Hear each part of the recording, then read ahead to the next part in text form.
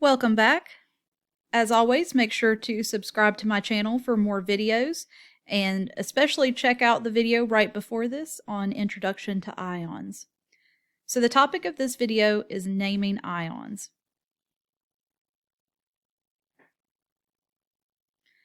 We're actually going to start with those polyatomic ions that we left off with in the last video. So, for the purposes of this class, you do not have to memorize this long list of polyatomic ions.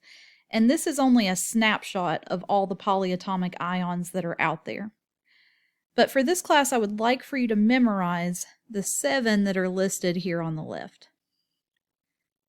And this is a perfect time to pull out those flashcards and put the name on one side and the formula on the other.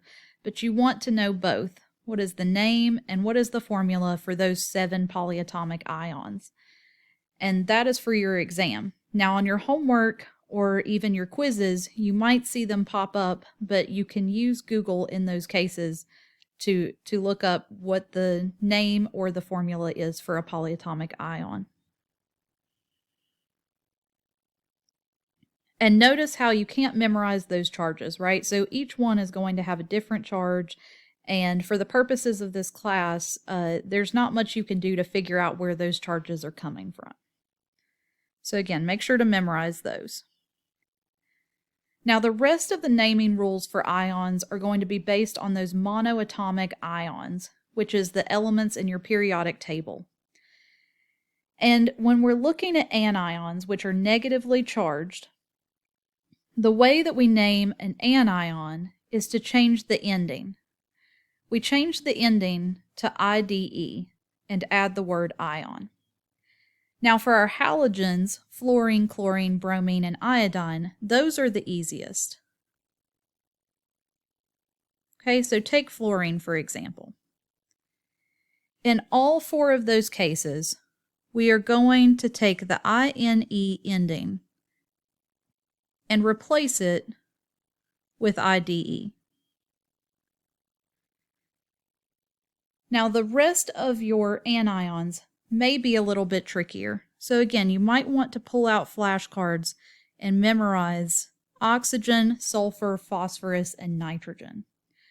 The oxygen anion becomes oxide, sulfur, sulfide, phosphorus, phosphide, and nitrogen, nitride.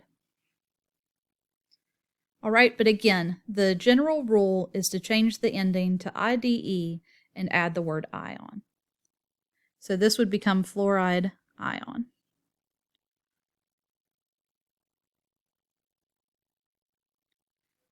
Now, the cations are a little bit trickier, right?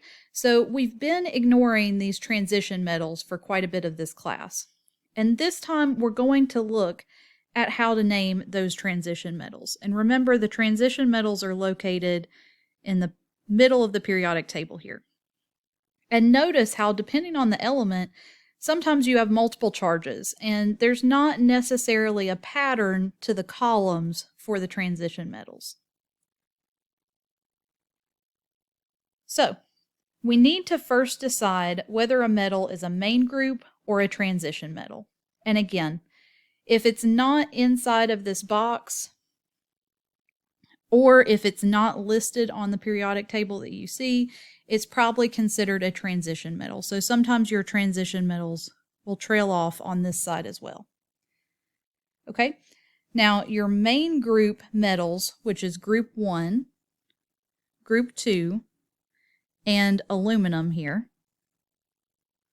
All right, those charges are consistent. They never change. And therefore, all we have to do is use the name of the metal and the word ion.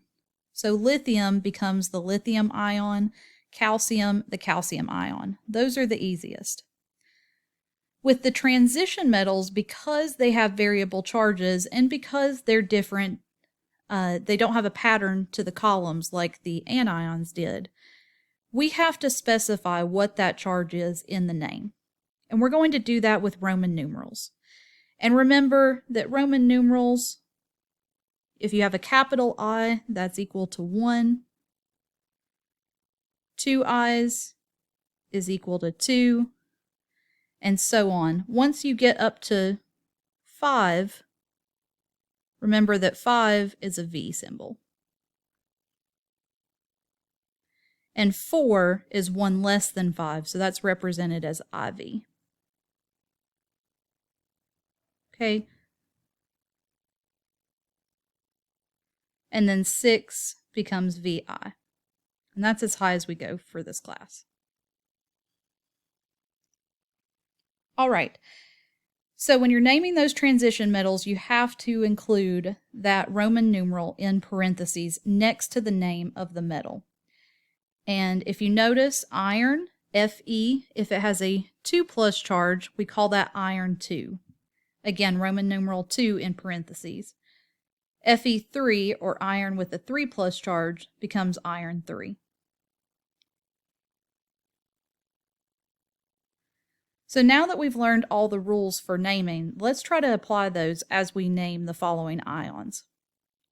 So, when we see a positive charge, the question we have to ask ourselves, is it main group or is it a transition metal?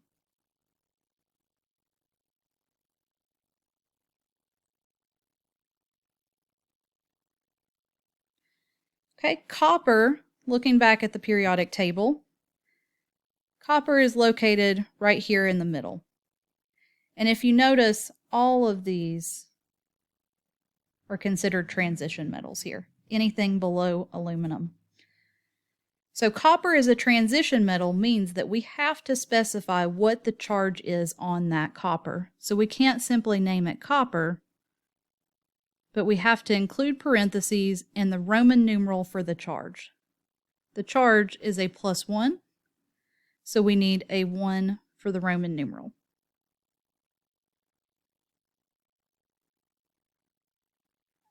Make sure that you do not include a space between that Roman numeral and the name. Okay, number 2 is an anion. So for anions, remember, we have to change the ending to IDE.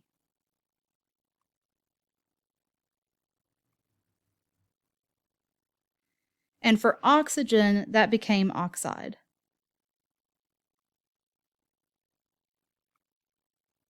So the oxide ion. Gold. Gold is represented by the abbreviation AU. It has a 3+ charge. And looking at the periodic table, gold, again, is in the middle of those transition metals. It's not a group 1 or group 2, and it's not aluminum. Therefore, we're going to need that Roman numeral, and the Roman numeral is going to be based off of that charge. So gold, open up parentheses, and a Roman numeral for 3. And it becomes gold 3 ion. Number 4 is not a monoatomic ion, but it's a polyatomic. And remember, the polyatomics we had to memorize. And looking back at that polyatomic ion list, nitrate is on your memorization list.